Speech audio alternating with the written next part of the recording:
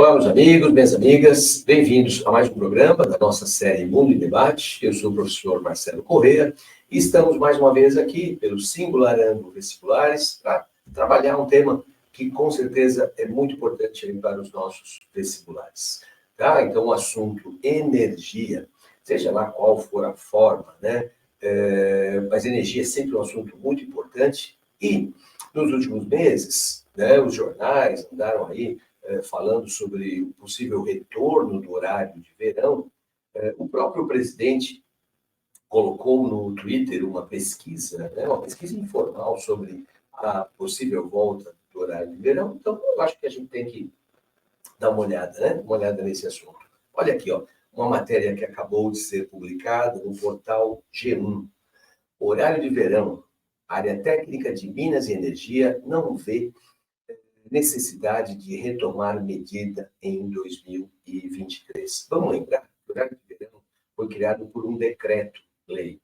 E um decreto-lei pode ser anulado pelo próprio, né, responsável pela edição do decreto ou, por exemplo, pelo governo seguinte.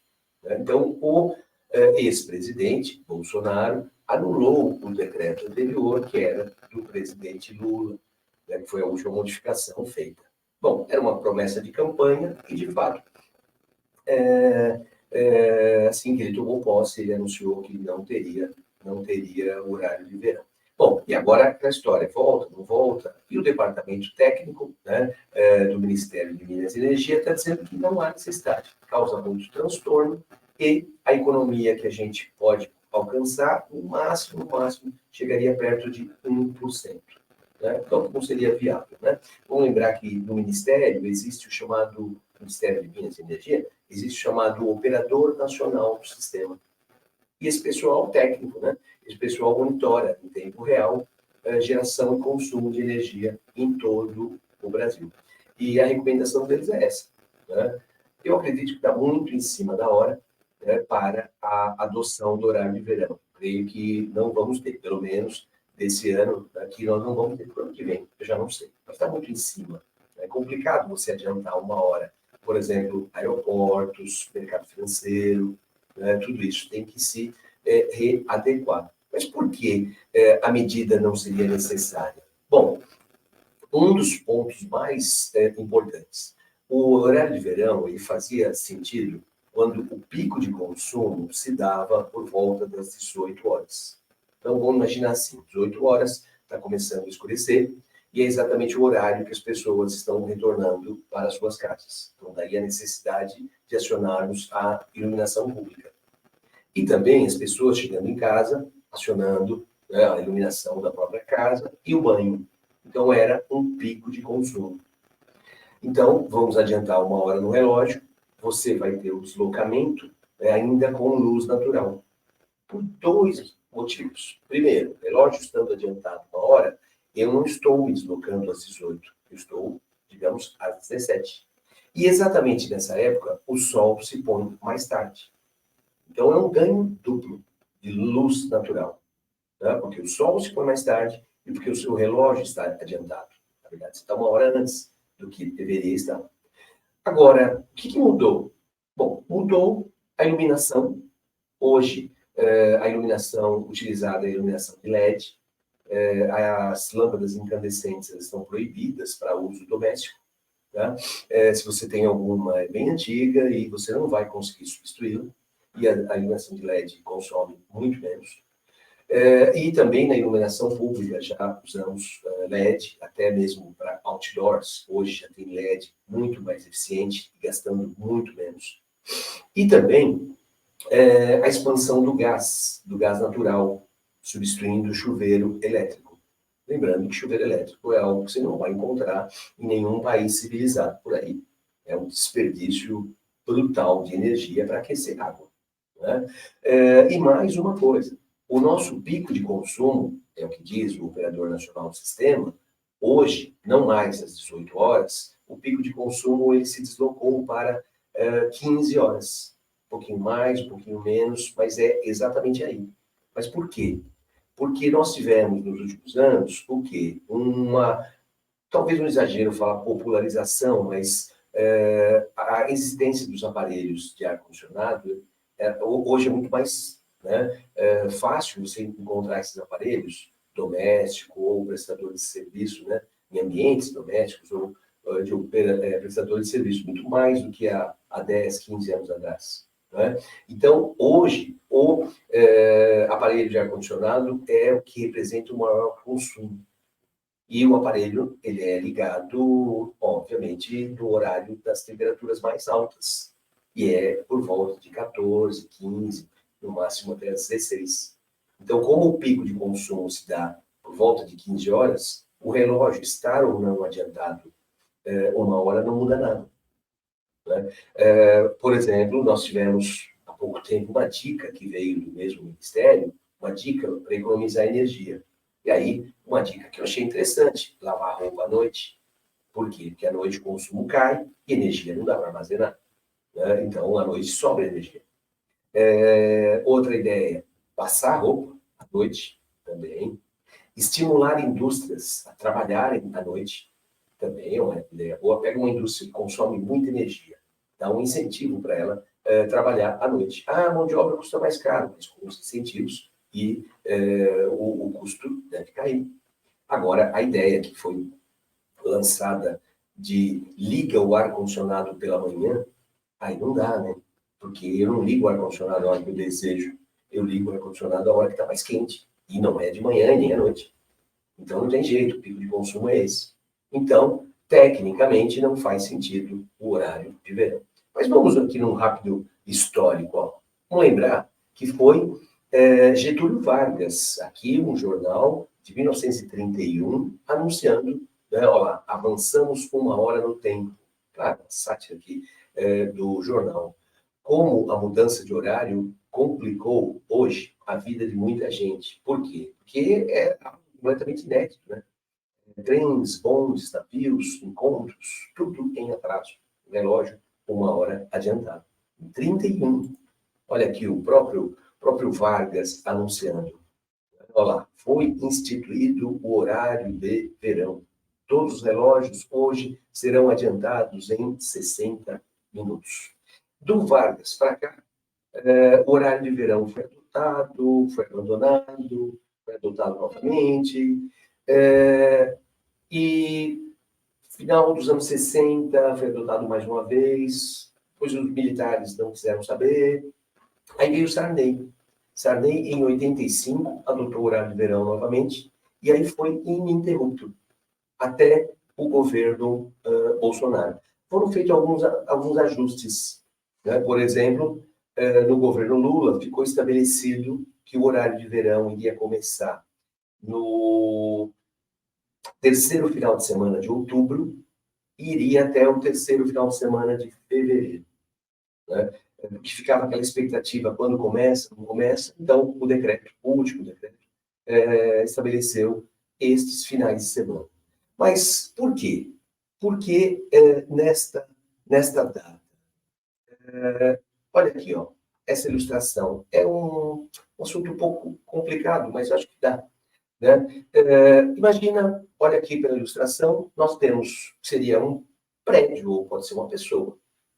Quando é verão, o sol está numa posição mais alta. Porque tem gente que acha que o sol ao meio-dia está sobre a cabeça dela. Não interessa se a Terra é redonda ou não interessa a estação do ano ou se ela viaja por aí. Ao meio-dia, o sol tem que estar na perpendicular. Não. Isso só acontece se você vive entre os trópicos. Entre o trópico de Câncer e o trópico de Capricórnio. Caso contrário, o Sol nunca vai ficar ao meio-dia na sua perpendicular. Mas, ó, olha nessa ilustração aqui. Quando é verão, tá vendo? Quando é verão, o Sol está num ponto mais alto. Teria uma sombra menor. Olha isso, o caso dá uma pausa. Tá? Quando é inverno, o Sol está mais distante. Tá? E aí vai ter uma sombra maior. Mas fora isso, a sombra, observa o arco traçado aí pelo Sol. Está vendo que no inverno ele é menor. No verão, esse arco é maior. Então, o que significa? É o mesmo Sol, é a mesma Terra. Significa que quando é inverno, se esse arco é menor, significa que o Sol está menos no meu hemisfério do que no hemisfério oposto. Tá? O Sol, se tem esse arco menor, é porque o Sol nasce mais tarde e se põe mais cedo. Já no verão, como não tem um arco maior, então, para percorrer esse arco maior, isso é física, né? Para percorrer esse arco, o Sol vai ter que nascer mais cedo e o Sol vai ter que se pôr mais tarde. Agora está começando a primavera, certo?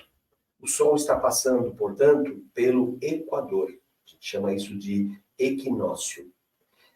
Até dezembro, o Sol vai estar caminhando em direção ao nosso trópico. Então, a cada dia, o Sol vai estar mais para o hemisfério sul e menos para o hemisfério norte. Então, a cada dia da primavera, eu vejo o Sol nascendo um pouquinho mais cedo e o Sol se pondo um pouquinho mais tarde. A cada dia do inverno, eles lá no hemisfério norte estão no outono, não é isso? Nós começamos a primavera, eles começaram o outono.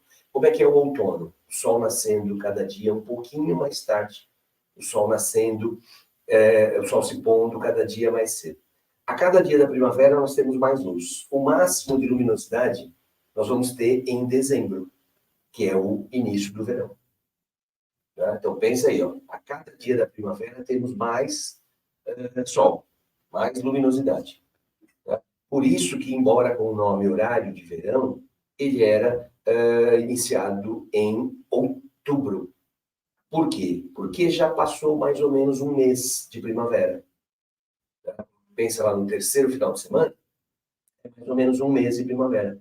Então, a cada dia de primavera temos um pouquinho mais de luz. No começo é imperceptível. Passado um mês, já dá para perceber uma maior luminosidade. E aí vai até fevereiro. Por quê? Porque fevereiro já está a um mês do fim do inverno. Então, já essa diferença de luminosidade já não é tão grande. Vamos pensar que são 6 meses, vai. 6 meses de maior luminosidade. 3 de primavera, 3 de verão. Eu tiro o primeiro e o último. E fico com os 4 de maior luminosidade. Adianto uma hora no relógio e posso, né, em tese, economizar energia, pois tenho a maior luz natural. Mas no nosso caso específico, essa mudança, pico de consumo e etc., é muito transtorno e o resultado não é nada proveitoso. Certo? Olha aqui, ó. São Paulo. São Paulo, segunda-feira, início da primavera. O sol apareceu às 5h53. Tá?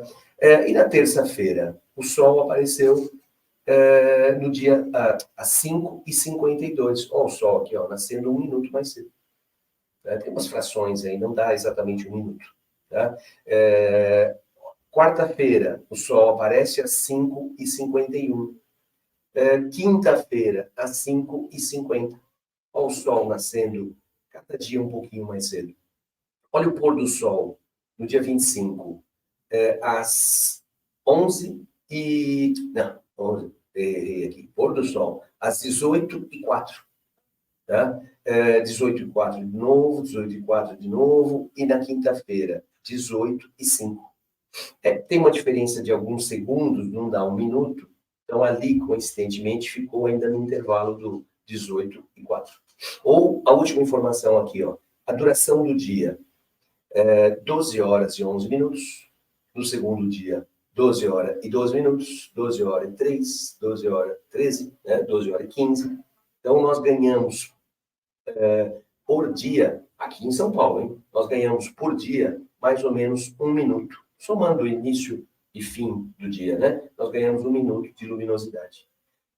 Claro, em uma semana isso não é nada. Mas quando você tem um acumulado de um mês, fica bem significativo. Agora, e quem mora pertinho do Equador? Então, essa variação de luminosidade, ela existe, mas ela é praticamente imperceptível. Vamos ver aqui, ó. Dia 25 de setembro de 23. O sol nasceu às 6h02. E na terça? E na quarta? Tá? Só na quinta que apareceu aí 1 minutinho de diferença. Olha a duração do dia. 12 horas e 7 minutos. 12 horas e 7. 7, 7. Tá vendo? Perto do Equador, essa variação de luminosidade, ela é imperceptível pela visão humana. Astronomia média, claro.